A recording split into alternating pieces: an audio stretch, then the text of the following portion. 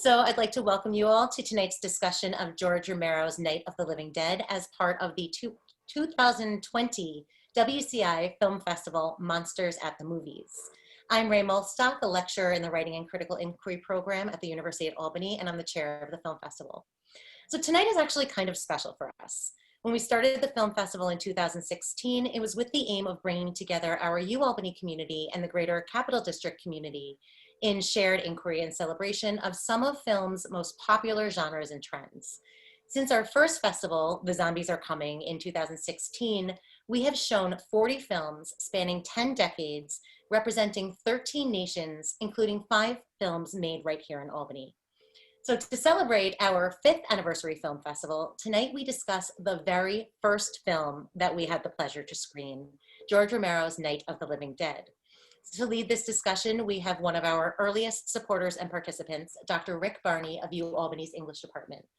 There's a bio of Dr. Barney in the description of his wonderful intro video, and I'm going to turn the floor over to him to lead tonight's discussion. Thank you so much, Rick. Thank you, Ray, and congrats on doing something under impossible circumstances. Thank you. If I remember correctly, I wanted to introduce the Night of the Living Dead back then, and I didn't get to do it, so by God, I stuck with it. So I don't know how many people have seen this movie before, or how many have seen it for the first time. Watching Ray. Wow. Wow. I don't know if people can indicate, at some point, if you like where you are. You've seen it 4 times, you've seen it never until now.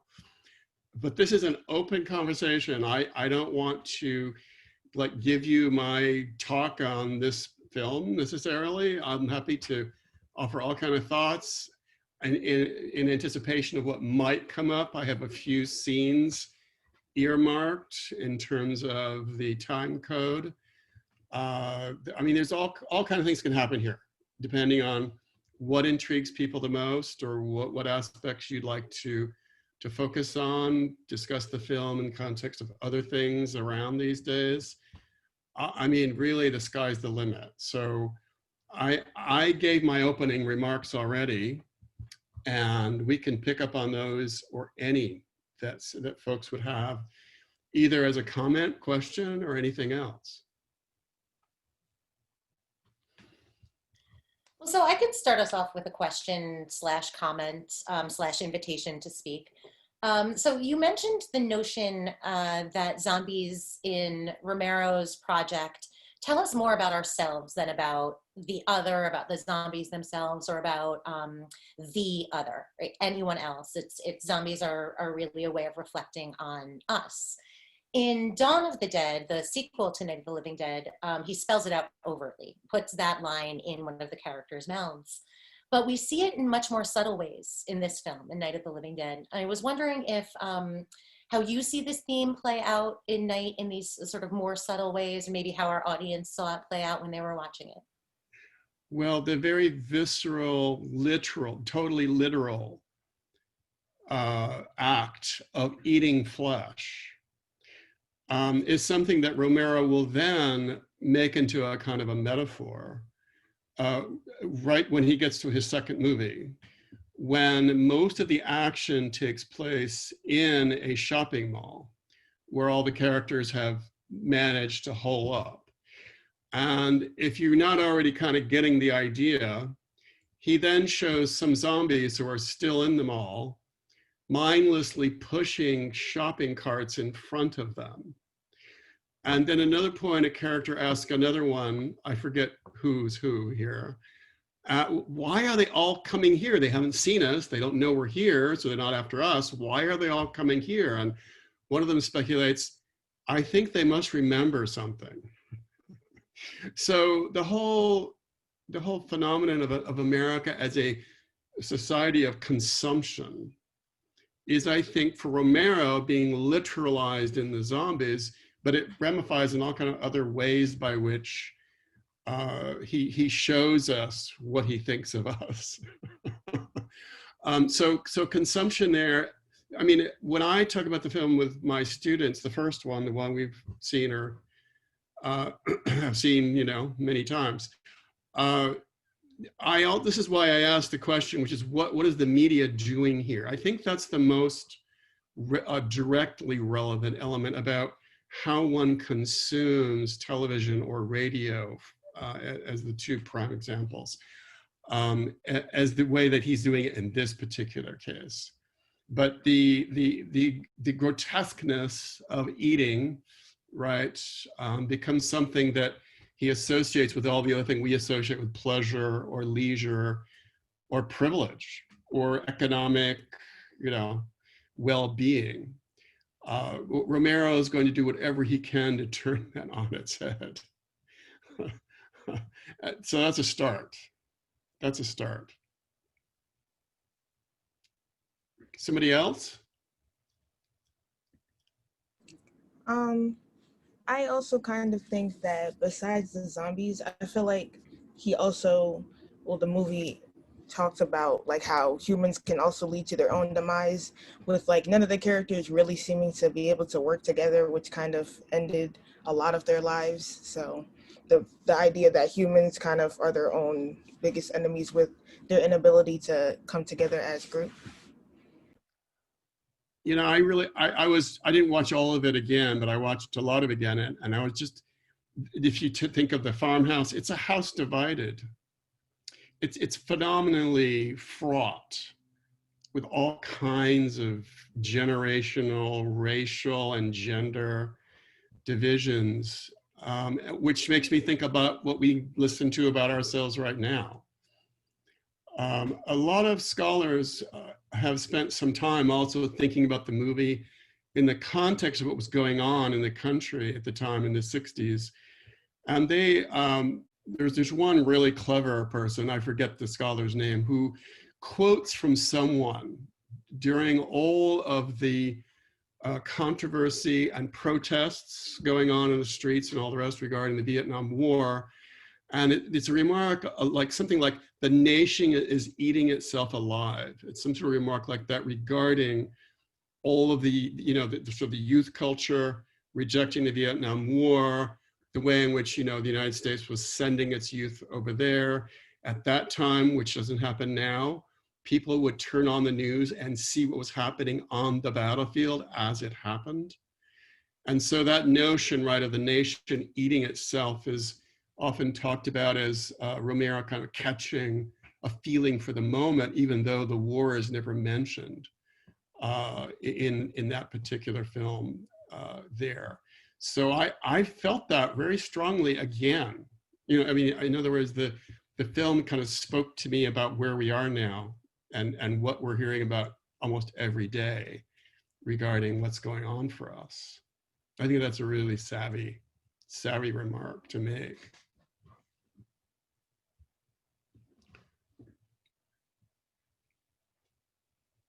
I did also make, I mean, I always do this in my classes, and Ray's done it with me too, when we've discussed it with students. I really wanted to make a point in this introduction to talk about Ben, or at least ask you to think about Ben, because of where we are now, where we are with Black Lives Matter and everything that's happening in the media and with people who are, you know, on various sides of this whole thing. I mean, Ben is a remarkably intelligent, resourceful, relatively humane person. You know, he wants to get the job done. He puts up with stuff he shouldn't have to put up with. There's clearly, it's never explicitly made racial by the man, I think, who considers himself his primary rival. And that's Harry Cooper, the father, right, who has the child in the basement. But he constantly takes Ben on for who's going to have the upper hand, right, or who's going to have the say-so, in which Ben finally tells him things like, shut up, you know, and cut it out kind of stuff, and kind of takes the upper hand. But I mean, there's obviously a male rivalry, but it's inflected by race. It just has to be. And what's so phenomenal about Romero is that he always had a political eye to this kind of story from the very first movie he made. In some ways, the films he made later became more and more and more explicitly political. But his interest in trying to represent an African-American male in this way is, I just think, quite something. And you know, what's strange too is that Dwayne Jones did not have a career after this. He kind of didn't want to. I really would wonder what we would have seen if he'd had, you know, more to do, if he decided to really pursue things. But that's how it worked out in that case. Rick, we have a question from one of the audience members. Please. Yeah, wanted to kind of build off of that point. I thought it was very interesting how like I was kind of like reading into a little bit of the role of Ben, and like on top of the fact that he was African American, I thought it was like interesting to see him in that role, especially for the time. But the thing that resonated with me the most, just like watching the movie for the first time, I watched it a few hours before this meeting. I noticed that at the end, the way that he died kind of reminded me of it kind of reminded me of racial injustice in America, because of the way that he wasn't really, he was just gunned down at the end without even a second thought by the hunters. It was almost split second, as on top of all the other things that they were hunting, it became like second nature.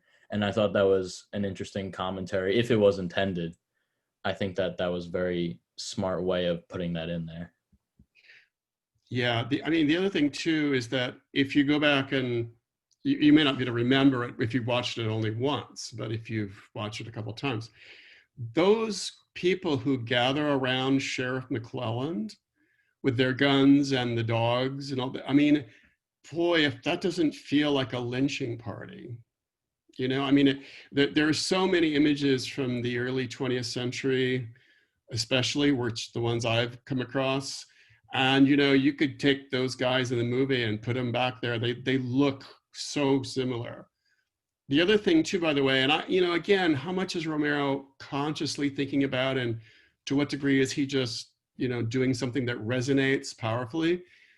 The other thing is about the prominence of the dogs in that posse, because in the 1960s, the use of dogs by law enforcement was largely associated with anti-civil rights movement moments in which police would sick, especially German shepherds, onto the people who were in a protest. They're famous photographs. I have a couple here. I mean, I can show people if you've never seen them. I hope I can do this effectively. We're going to find out. So let me try. In getting ready for this, I just found a couple of that I've seen before, but there's one. There are scores of these kinds of pictures from the news, usually media people taking pictures from these moments. That's the only one I've got there now. But they're in situations where it's not like, you know, a bunch of people with bats or rocks or anything. Even teenagers and children are shown in some of these photographs from the 60s where the dogs are onto them. I mean, so for me, you know, Romero, if he's not thinking about that, he at least made a film that brings us to these kinds of memories about the country. And they're really unsettling, very unsettling. I want to sort of add to Luca, am I getting your name right? Yeah. Great. To the point that he raised, the using the word hunted is really a really powerful word in this context. Rick, as you were saying with the dogs, we get the bale hooks at the end, which is farm equipment, but also used in lynchings in the mid 20th century. When Barbara, pardon, when Barbara first runs into the farmhouse, we get these almost Hitchcockian quick canted shots of all of the busts of the animals that have been hunted on the walls. So we get this sort of theme of the inhuman being hunted. So Ben being kind of gunned down at the end gets that added layer of, as Luca was saying, like being hunted at the end. by these mobs, by these dogs, and not being recognized as human, which was incredibly powerful in '68 and is incredibly powerful now. Also, I think that the scene that you were just talking about is probably very influential in like present movies, like with Jordan Peele's movies, types like Get Out and Us and stuff like that. You can see themes that are pretty similar. So I can see how this movie definitely resounded with future and present day media. I mean, there's a you could think maybe there's a quasi zombie feeling to the Black servants and workers, right, who are in Get Out, where they had this kind of mechanical response to everything. They don't seem to have a real personality. You know, that's pushing it a little bit, but, you know, there's something wrong. Everybody knows there's something wrong there. And Ray's right. That will be more of a conversation tomorrow. Well, I didn't mean to say we can't bring it up now, but also inviting you all to come back tomorrow to continue this conversation. We can certainly talk about all of these films in a continuum. A little advertisement from your local sponsor. You know, I don't think I'm going to do this, but I have sometimes looked at photographs, other photographs from the early 20th century, because much to, I think would be our shock, lynching scenes were often weirdly festive, like kind of fun. You know, the scene, the scene again with all the white folks with their guns and all the rest at the end of the movie. There's this kind of, hey, we're here, and it's chatting around and joking with one another kind of a thing. The photographs suggest precisely that at lynchings. And it's not only that, and I hadn't been aware of this, but burning the bodies after there may have been someone hung was very, very common.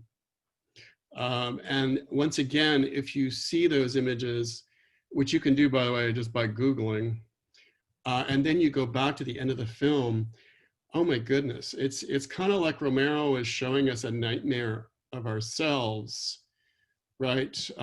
What could this be that's happening, and so on and so forth, right? But in a certain way, revisiting some of our worst history, right? Revisiting some of our worst history, and showing us that we're definitely not out of it.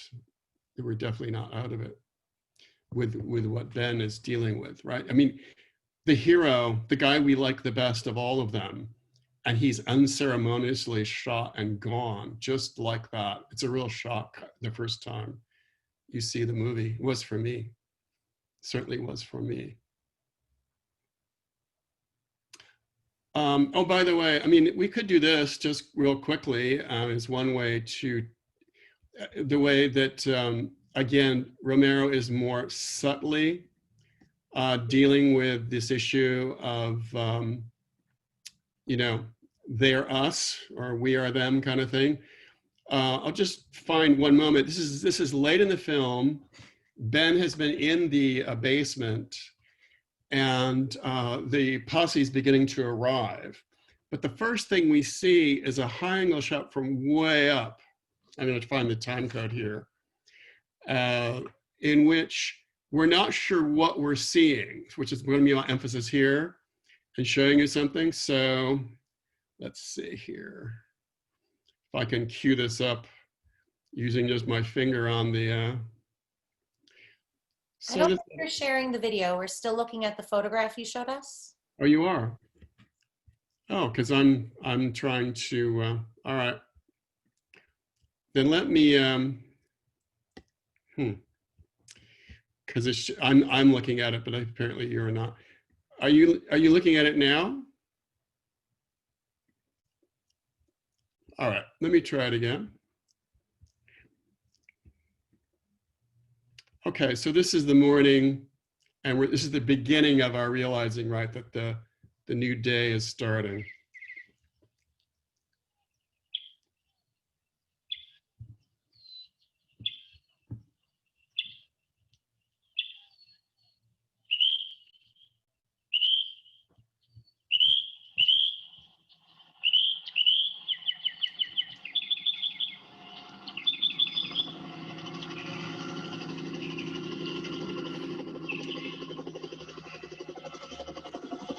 That right there. Who are these figures, right?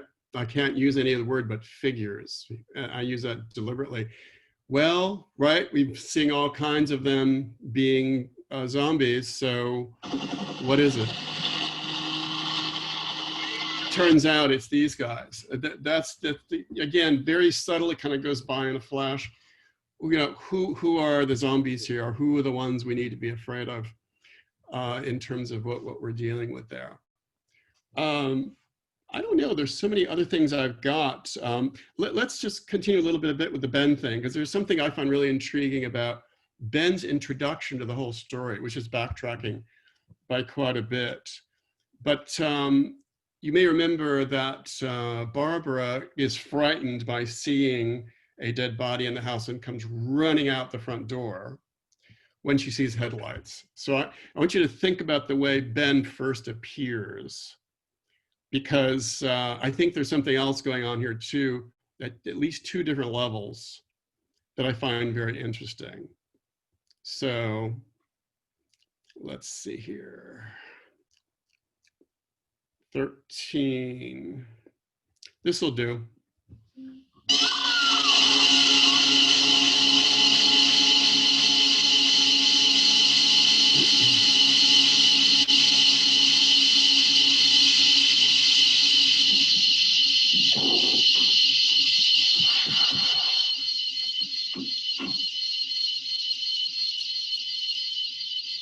That right there. Given all that we've been shown, not a single, human being, the first suggestion is this is another zombie, right? So again, that whole confusion and possibility of duplication right here. We then realize, of course, it's not. But I also think, you see that look in his eye? It's not until he looks back that we realize there's something sentient there. That kind of right there, what do we have? Hard to say. Then he looks back and now we have a different feeling about him. But there is also something going on here that, by the way, is still with us in American culture. And that is a lone white woman all by herself comes upon a black man, right? So it's a kind of a double nightmare or scare here being suggested before we realize that Ben is, of course, something very different than what the stereotype reflex might be about. You'll also notice the sound here. What's very interesting is that when almost all the time for the first, like these 10 minutes, from about here until they both go back inside for a good while, there's all of this cricket noises, which is again, why pay attention to that? When Ben goes out later and actually has an encounter and has to take out a few of the zombies, there's a more quiet crickety sound going on. But when we come back indoors and he asks Barbara to go find some wood so they can start boarding things up, something interesting happens for which we have no real explanation. So I'm just going to offer this up and then hopefully we can switch on to something else. But let me just move forward here after he's asked her to help out and think about what you see here and or here.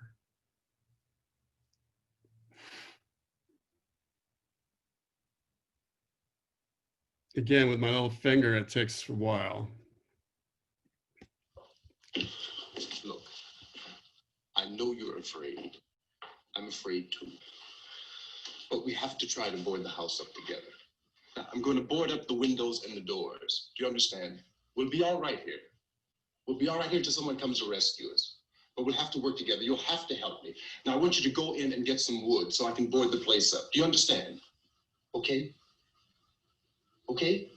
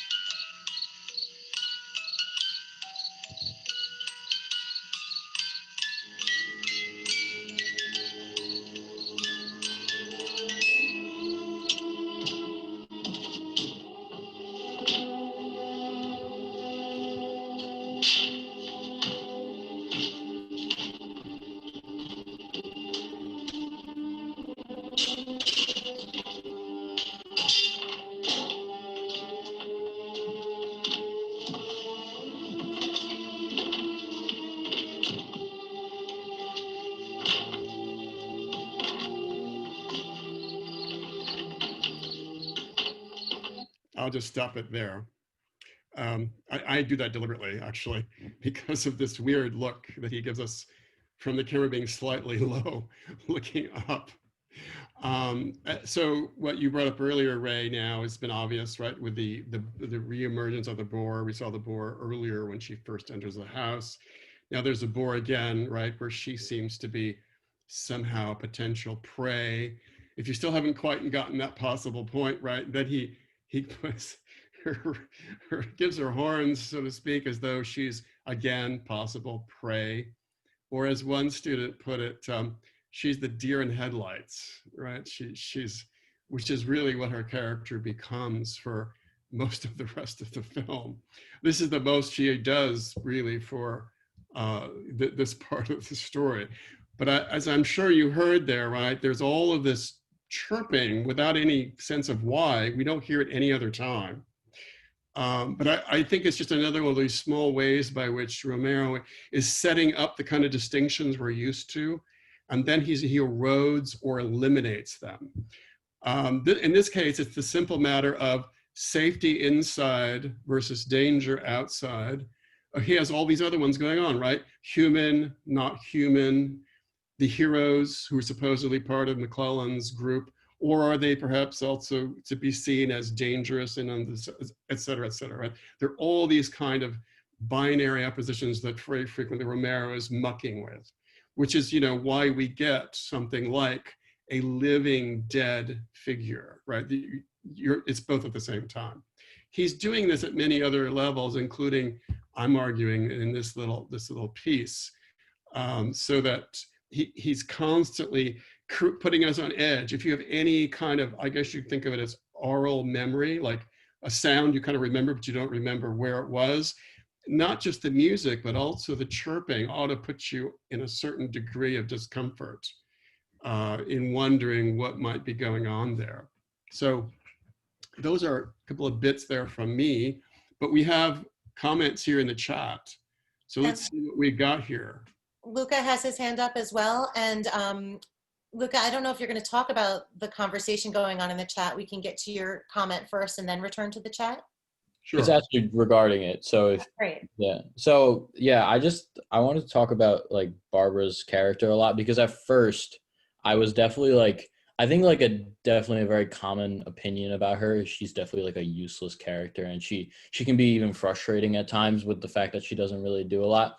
But I kind of thought about it for a little bit. I paid closer attention to the beginning, and like I think that the story that her brother talks about at the beginning, where he basically like talks about how he used to scare her and he used to make her afraid, is relevant to her arc in the movie, because she's basically fearful for the whole time, especially after the attack, and she basically spends the whole movie just sitting on the couch, too fearful to get up.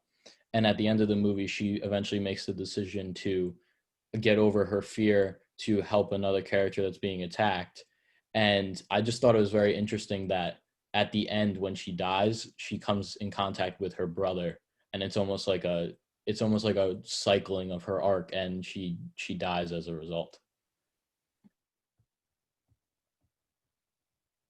It's a family reunion you don't want to have.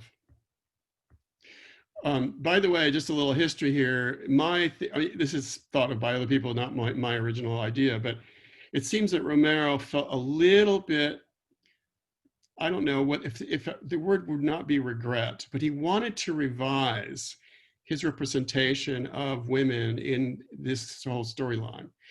And so he became producer of a remaking of this film in 1990, directed by a guy whose name I believe was Savini. And there, a lot of the storyline is what we have here, except that the woman who plays Barbara's role is a completely different individual ultimately. She basically becomes a kind of Ben in that story, and has a, it's almost like a feminist revision of the story that I think fit for Romero. He wanted to remake that part of the story for that particular ability. So while race, is something he's really working on in this one, he felt as though he should do better when it came to gender. So I think that's Romero's view, at least, about how he was approaching it and what he would rather do the more he thought about that kind of thing. Was there somebody else, though? I thought maybe there was somebody else.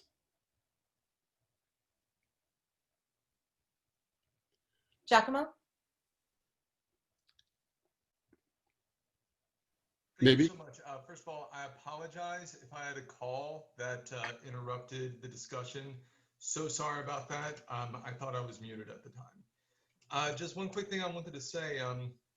I have an article in front of me from SF-Gate, which is a blog on San Francisco history. I'm just going to throw this out there because I'm hoping there's someone who knows more about this than I got from this article. Can anybody on this call explain the influence that Mr. Rogers had on Night of the Living Dead and George A. Romero?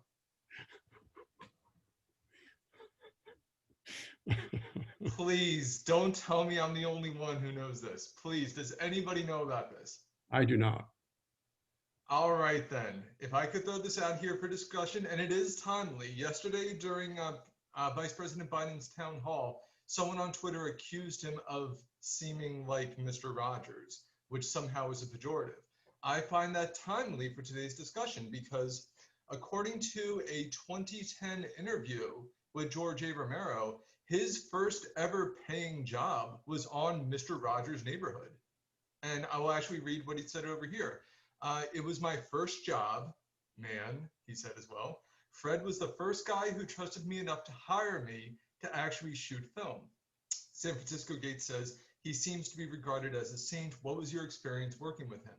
He was a beautiful guy, the sweetest man I ever knew. What you see is what you get. That was Fred. Now, did Fred help you as a filmmaker? He was the first guy who would hire me. Everyone from Pittsburgh who I know from that period was still working in a business capacity started with Fred. He mentions Michael Keaton also started as well on Mr. Rogers. If he was a grip there, they don't say in the article, but if I'm not mistaken, I think Michael Keaton actually turned on the trolley that we go across. But let's get to the good stuff. Question, did Fred Rogers see any of your films? He did. He saw Night of the Living Dead and Dawn of the Dead. What in the world did Fred Rogers think about Dawn of the Dead? He said, Romero does a pretty good Fred Rogers imitation, which I'll attempt. It was a lot of fun, George. He liked Night a lot too, but he wouldn't let me use Lady Amberlyn, who's actually Betty Amberlyn, an actress who was in Mr. Rogers' Neighborhood at the time. She was the actress I wanted for Night of the Living Dead. And what I find so fascinating about this is I've seen in other articles in addition to this that they said that George R. Romero, he actually shot a short film for Mr. Rogers' Neighborhood where he had a tonsillectomy. That's not in this. It may be an urban legend. It may be backed up somewhere else. It's just this interview that I have here is from May 13th, 2010. Dead and Fred, George A. Romero's connection to Mr. Rogers. Yeah, unmuted. Giacomo, I also have heard this urban legend. Why did you say anything? I actually think it's true. It is. So that is true. He actually did work on Mr. Rogers' Neighborhood, and it actually makes a lot of sense. I did not know that Fred Rogers said, no, you can't use Lady Amberlyn, but it makes sense. if you think about what happened, like Mary Tyler Moore, perceptions of her changed after Ordinary People. We'll talk about Us tomorrow, but Catherine Keener has always been one of my favorite actors, and she's just so horrifying in Us. She is actually, even though there's a bit of an age discrepancy, who I would have liked to play me in the film of my life, should anyone be brave enough to make it. It would be a lot of reading and writing montages, but I will no longer allow her to play me after playing Missy in Us, because Jordan Peele just renders her one of the most terrifying figures in like sort of contemporary monster contexts. So that is a fear. Rick, what do you think? Do you see the influences of Mr. First of Ron? all, I would give an awful lot, some portion of my salary for genuine footage we could confirm was real, in which Romero says, "Can you say zombie?" I knew you could. I mean, that would just kill. I mean, what would you not, give in order to have that moment where Romero does his imitation of him? I mean, look, again, as I mentioned just briefly, Romero never intended this to be his career. He thought this was just a, let's make some money, folks, we need to, because the people he knew who were filmmakers and such, he wanted to get on to other things. And that just never happened. So, his having connections to, even Mr. Rogers is not surprising to me. I had heard little bits of this, but never really got all the details. So this is a fascinating little piece to the puzzle of who Romero was. That's for sure. Could I say one last thing, just as a nightcap to that? If anyone is interested for further research on Romero, the most knowledgeable person I know on George Romero is author Jonathan Mayberry. He actually worked with Romero on what ended up being Romero's very final project, which was an anthology called Nights of the Living Dead, which was a collection of short stories set in the universe. And Jonathan, who I know, he actually said that he originally just wanted permission to write this. And George said, "Hey, can I submit something? Like, I want to be a part of this." And if anyone's interested, Jonathan Mayberry, the book is Nights of the Living Dead, an anthology. Jonathan Mayberry, he has an Ask Me Anything every week on his Facebook account. As I said, he is the most knowledgeable person I know on George. Knew him, worked with him at the very, very end. So if anyone is interested in further research on the subject for a paper, for higher education, degree, anything like that, I highly recommend they seek him out. Wonderful person, reservoir of information. I think kind of going back to the Fred Rogers connection, he would have been pleased with this idea of Romero's, that monsters can tell us about us, right? Anything that makes us better neighbors, right? Better people sort of seemed up Fred Rogers' alley. And the way he approached race and these sort of intersectional farmhouse spaces in what was it, the Land of Make Believe? And, in his neighborhood, there was a really iconic scene where he shares a little foot bath in the backyard with the mailman. And that would have been at the time a really boundary pushing moment on television, to have people of multiple races sort of sharing that moment in a backyard. So a really special moment. I think having never spoken with either Fred Rogers or George Romero, there's a kind of common project here in using the space of cinema, using the space of television and the visual medium as a form of storytelling that holds up a mirror to who we are and what we are. And we talk in my classes, I see a number of my students are here tonight, we talk in my classes a lot about monsters being that mirror.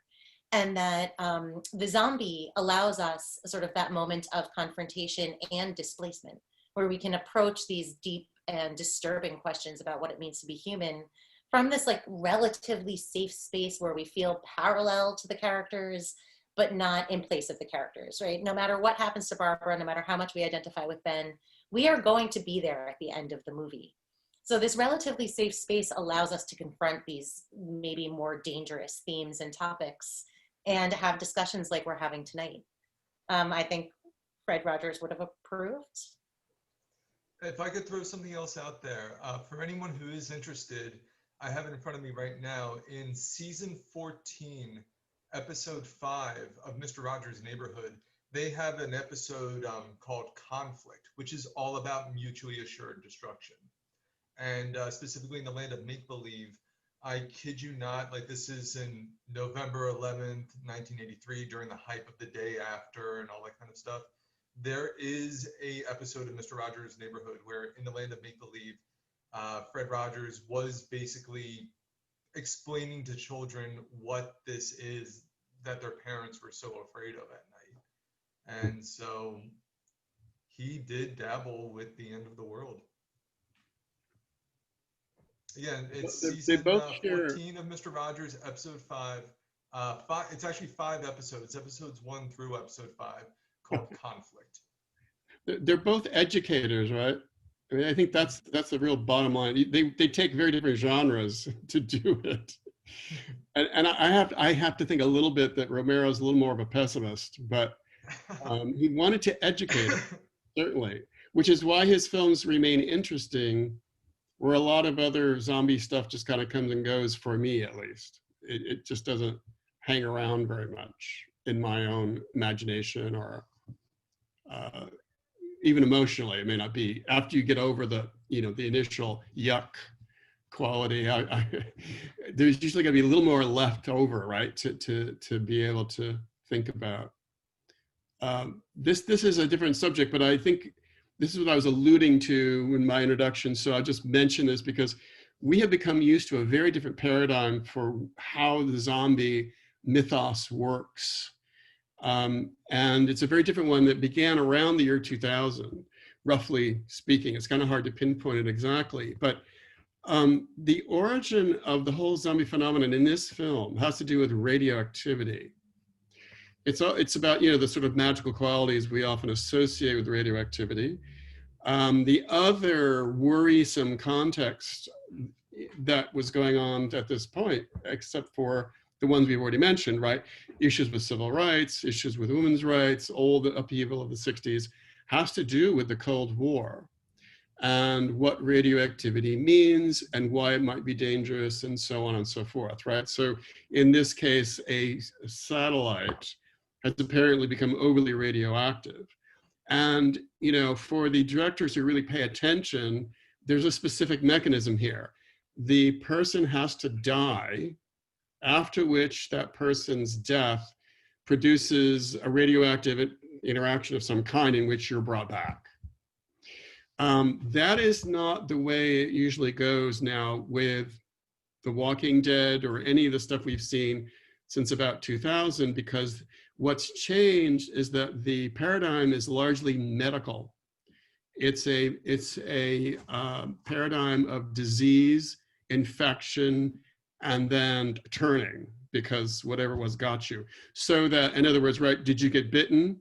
You're fine otherwise, but you got scratched and so on. You're going to be infected. It will slowly take you over and so on and so forth. So we've taken on a whole, very relevant to the moment we're in now, right, with the pandemic. We have been imagining this over and over in the form of zombies before we got our real version that we're in now.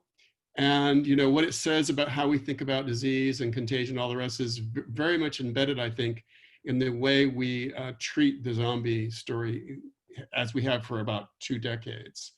But we've really changed the whole game in terms of what gets us most, if you will. I mean, frankly, right, all of those same missiles are still pointed, and with more than we had in the 60s. But we, at least imaginatively speaking, have been more frightened by an international pandemic than anything else.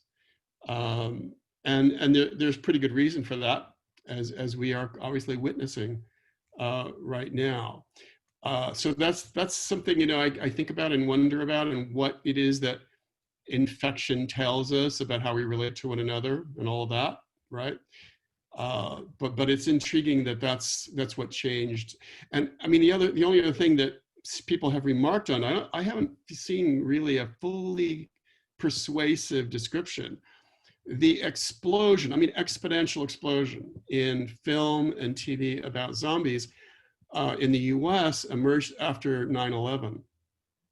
Somehow, a lot of the anxieties, concerns, nightmares, and all the rest of the nation got displaced onto the zombie narrative, which is a very different kind of thing you would think than terrorism and all the rest. But something happened there. I don't think those are just coincidences.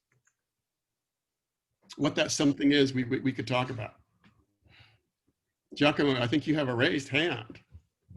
If I may, I think you're not alone on the subject of whether or not, let me lower that hand, there I am. You may not be alone. I have seen a study, I think it was on, let me quickly find it right now. I have seen a study before on the correlation between zombie films versus vampire films, depending on whether they're in the United States, whether there's a Democratic or a Republican presidential administration. And according to, let me just quickly find this just so it doesn't sound like I'm making this up. But the crux of it, yeah, here it is. All right, I was able to find it. Do zombies scare Democrats and vampires spook Republicans? It looks like it was first reported in 2009 on MrScienceShow.com, but I do remember coming across this before.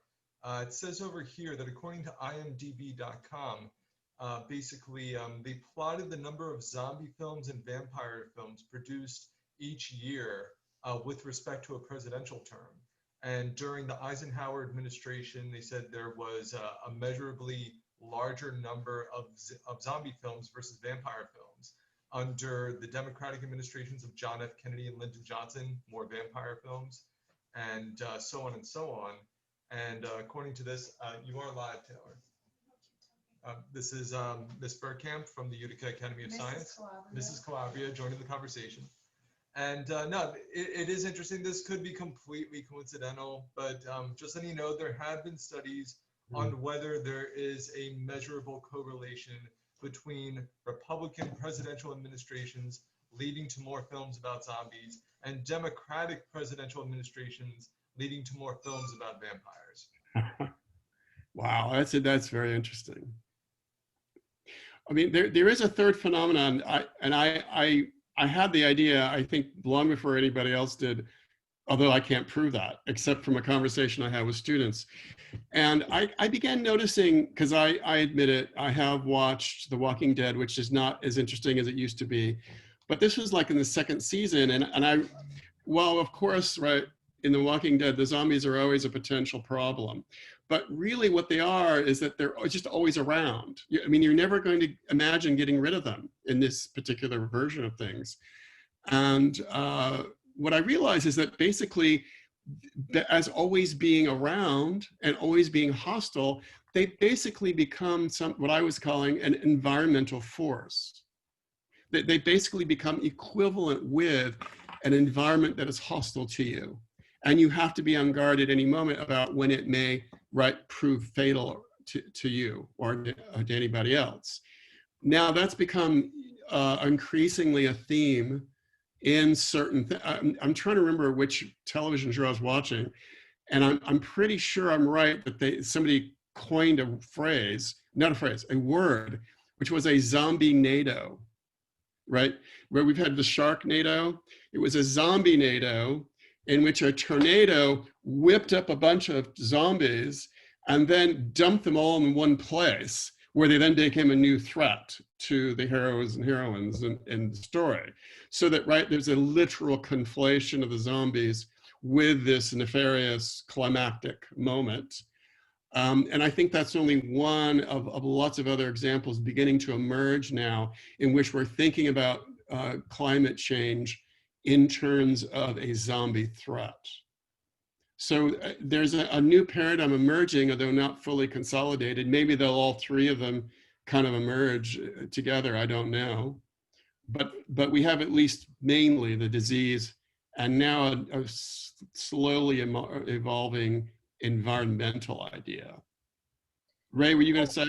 Yeah, I was gonna say, we in my zombie classes we talk about it as well as a sort of existential crisis made manifest in an enemy that we have hope of defeating but never seem to be able to. So that idea of the sort of ambient anxiety that came post 9/11 being manifest in these, as you said, these creatures that are always there, that are always a threat, and yet one of the reasons why I'm at least personally compelled by zombie narratives is not because of the zombies, but of the human dramas that they facilitate. So this idea that we're the ambient or the sort of environmental threat of the zombies forcing human interactions in these new and sort of existential ways, you know, our a priori ways of operating as a society are no longer applicable in the apocalypse. So we're constantly having to renegotiate this space, and zombies as part of that environment forces new connections and new negotiations. I also wanted to say we are running out of time. We've gone a bit over. So Rick, is there anything you want to leave us with, or anyone want to make one final comment? There's a lovely conversation going on in the chat, which we will make available on the YouTube channel, in particular about Barbara's trauma. And there's just some lovely stuff going on in there. Rick, is there anything you want us to leave this conversation with? I don't know, you know, it's, I always appreciate good recommendations in this genre because there's so many kind of so-so to uninteresting ones. So my one recommendation would be The Girl with All the Gifts, which is about 4 years old now, which feels kind of old, but I can't think of a better one recently. So I'll just offer, if you're still intrigued and you want to see a genuinely innovative take on this whole narrative, I would send you there.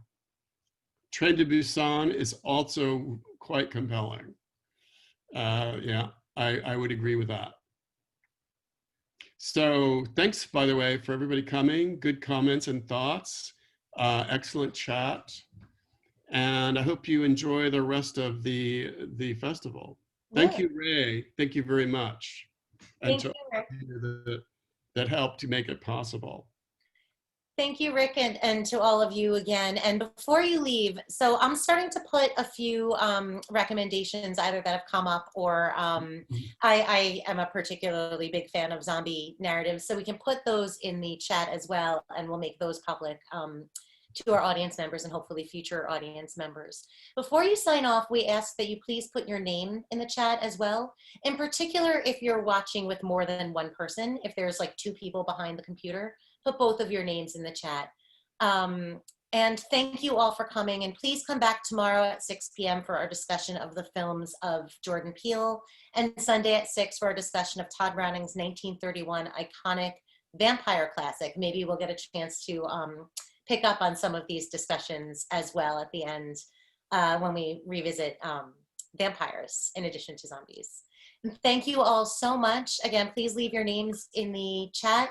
Any zombie films that you want to add to the list of recommendations. And please come back. We've got a lot more for you this weekend.